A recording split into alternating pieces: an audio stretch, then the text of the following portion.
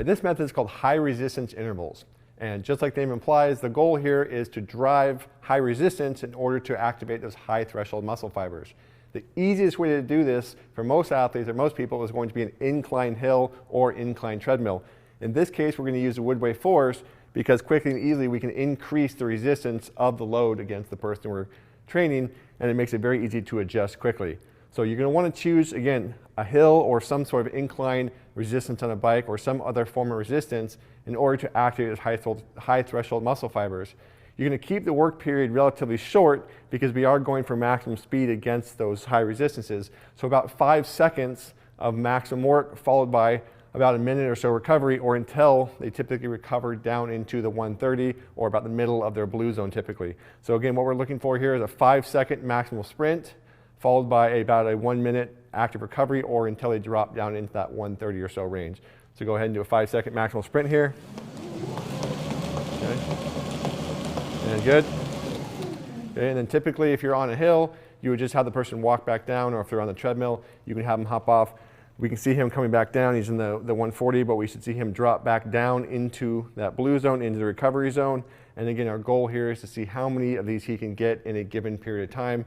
The faster he can recover, the faster heart rate drops, the more he's going to be able to get into these. If you're on an incline, like I said, you're going to have an active recovery or a hill because then you can just walk down the hill. In this case, the resistance is so high, he can't really walk because it wouldn't slow him down. It would probably actually increase his heart rate with this level of resistance. But we're going to give him enough time to actively recover. Down there he's at 138, 138. So we're going to wait for him to drop a little bit more. About the 130 range, there it goes. 5 more seconds. And good. Okay, and you'll see the more he does these, the quicker he's going to be able to drop. You see he's up to 130s again. He's probably going to touch that bottom of the green zone. Then we want to teach him how to breathe, how to fully relax. Again, this is part of that next step of progression. In the previous one, the tempo intervals, you saw we were using a moderate intensity and teaching them how to adapt to that moderate intensity recovery.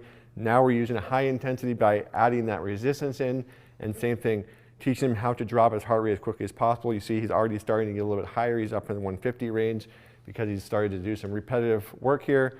But again, the better condition he gets in, the more of these types of intervals he's going to be able to do, the more he's going to be able to quickly recover. He's down at 144. So again, we'd let him keep recovering until he gets back down into that recovery zone. Again, typically into the 130 is about where you want to go. There you go, 135, 132, 126, go ahead. And good. Okay, so again, like I said, our goal here is to be able to do as many of these as we can, giving him the chance to recover back down into that recovery zone in between reps.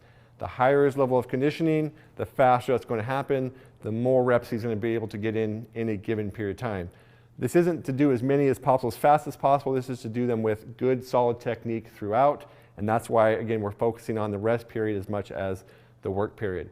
So again, high resistance intervals, the difference here is we're tapping into those higher threshold muscle fibers. In the tempo intervals, we really weren't hitting them because the resistance wasn't high enough. Now we're adding resistance, either through an incline or resistance in a spin bike or any other sort of resistance you can add in order to activate those fibers. But we're keeping the work period short in that 5-second range and focusing on recovery. You can see he's already back down to 136, 135, 133. We'll let him go do one more. And good. Okay, so you can see here, the quicker he recovers, the more he's going to do. So over time, as he gets better at these, you're going to see his conditioning improve because he's recovering faster. And this is, again, going to translate into his conditioning at higher intensities and different types of performance as well. So this is high resistance intervals. This is our chance to tap into those higher threshold fibers and allow us to improve his conditioning by improving his ability to recover that explosive speed and power over time.